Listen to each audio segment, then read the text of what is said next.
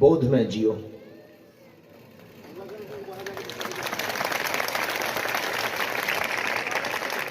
क्रोध में आप आवेश में जियोगे, आपकी जिंदगी में सदैव अरोड़ा बने रहेंगे।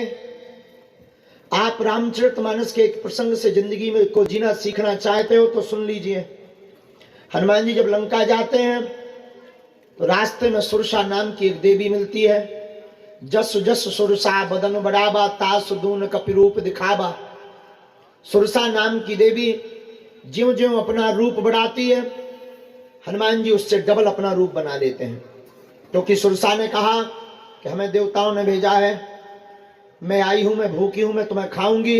हनुमान जी ने कहा कि अगर आपको खाना है तो खा लो, मुझे कोई दिक्कत नहीं है, लेकिन याद रखो मां, अगर तुम्हारी आज्ञा हो तो मैं पहले राम काज कर आऊं, फिर मुझे खा लेना, कोई दिक्कत नहीं।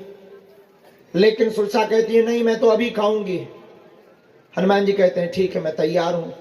सुरसा अपना मुख बढ़ाती, जस जस सुरसा बदन बढ़ावा, ज्यों ज्यों सुरसा अपना मुख बढ़ाती त्यों त्यों हनुमान जी अपना रूप बढ़ाते। 16 योजन मुख थे ठयऊ, तुरंत 32 भयऊ। सुरसा ने 16 योजन का मुख किया, हनुमान जी ने 32 योजन का शरीर कर लिया। सुरसा ने अपने मुख से नापा तो मुख में जा नहीं रहा था, शरीर क्योंकि डबल है, मुख छोटा है। उसने अपना और मुख बढ़ाया, अंत तो गत्वा सुरसा रुकी नहीं, 7 योजन तही आनन कीन्हा। उसने 100 योजन का मुख बना लिया। हनुमान जी का को एक उपाधि बुद्धिमताम वरिष्ठम की है। हनुमान जी ने सोचा कि इसने 100 योजन का मुख बनाया, अगर मैं बचना चाहूं तो मुझे 200 योजन का शरीर चाहिए। वो अगर मैं 200 योजन का मुख बना भी लेता हूं तो शायद हमारे कान राम जी के पास पहुंच जाएंगे और नाक जानकी मां के पास।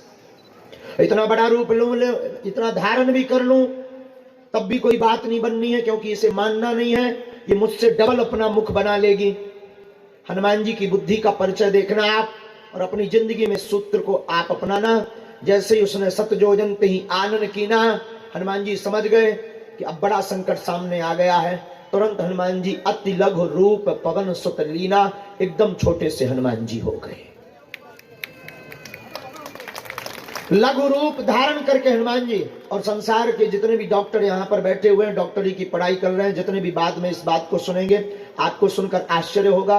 खैर, प्रमाण करने के लिए हमें आपसे कोई परमिशन नहीं लेनी है। संसार की पहली एंडोस्कोपी अगर किसी ने शुरू की तो वो हनुमान जी ने शुरू की। सुरसा के मुख में जाकर के देखा कि इसकी किडनी लीवर ठीक है कि नहीं है। अति लघु रूप पवन सुत लीना, बदन पयठ पुनि बाहर आवा। अंदर गए, फेफड़ा ठीक है कि नहीं, बढ़िया पंपिंग कर रहा है, किडनी कैसी है, ठीक ठाक है, बाद में इन्फेक्शन हो सकता है अगर हम टिकेंगे तो, लीवर बढ़िया है, सब देख दाख के हनुमान जी एंडोस्कोपी करके बाहर निकल आए। एक सज्जन ने हमसे कहा कि सुरसा ने अपना मुख बंद क्यों नहीं किया जब हनुमान जी गए। हमने कहा पगला, मुख छोटा थोड़ी था, तेरे जैसा 1.5 अंगुल का मुख थोड़ी है कि तू एक ठिया चिरोजी दाना रखो चट दाई दबा दे। 100 योजन का मुख। कभी तूने ट्राली देखी है? ट्राली जब प्रेशर से ऊपर जाती है तो जाने में भी टाइम लगता है और बंद होने में भी टाइम लगता है, तो उसको मुख बंद करने में भी तो टाइम लगा होगा, तब तक भाई साहब एंडोस्कोपी कराए। और श्री हनुमान जी बाहर निकल आए, अति लघु रूप पवन सुत लीना। और शायद ये बात तुम्हें जची नहीं होगी, हमें होश है इस बात को तुम्हें उतनी जची नहीं होगी, पर इस बात के पीछे जो हम तुम्हें बताना चाहते वो सुन लीजिएगा। 7 योजन ते आनन कीना, उसने 100 योजन का मुख किया। बड़ा भारी संकट हनुमान जी के सामने खड़ा हो गया। वैसे हनुमान जी का नाम संकट मोचन है, लेकिन हनुमान जी ने दुनिया के लिए एक सूत्र यहाँ पर छोड़ दिया, देखने वालों का नजरिया होना चाहिए। हनुमान जी ने कह दिया, आपके सामने भी जब हमारे जैसा भारी संकट आ जावे, 100 योजन जैसा, तब तुम उसका सामना करने के लिए लड़ने मत तैयार हो जाना, छोटे बन जाना, वो संकट अपने आप निकल जाएगा। लघुता से प्रभुता हो जाएगी। बोध में जियो। इसलिए मेरे पागलों, आज के सूत्र में हमने तुमको कहा है कि क्रोध में नहीं, बोध में जियो। बोध का मतलब चेतना जागृति, बोध का मतलब परे देखना, बोध का मतलब लॉजिकली, आपकी बुद्धि और आपकी चेतना इतनी लॉजिकली हो जाए कि आप परे देखना प्रारंभ कर दो। कई बार हमें बड़ी हंसी आती है, कई बार दरबारों में हम बोल भी चुके हैं, हमारे पास व्यक्ति आता है तो उसकी मन की कल्पना होती है कि हम जाएंगे तो ये हमारे बाप का नाम बता देंगे, हमारे परदादा का नाम बता देंगे, हमारी मन की बातें बता देंगे। हमें बड़ी हंसी आती है कि आदमी कितना बुद्धू है, अपनी बात जान करके ताली बजाता है।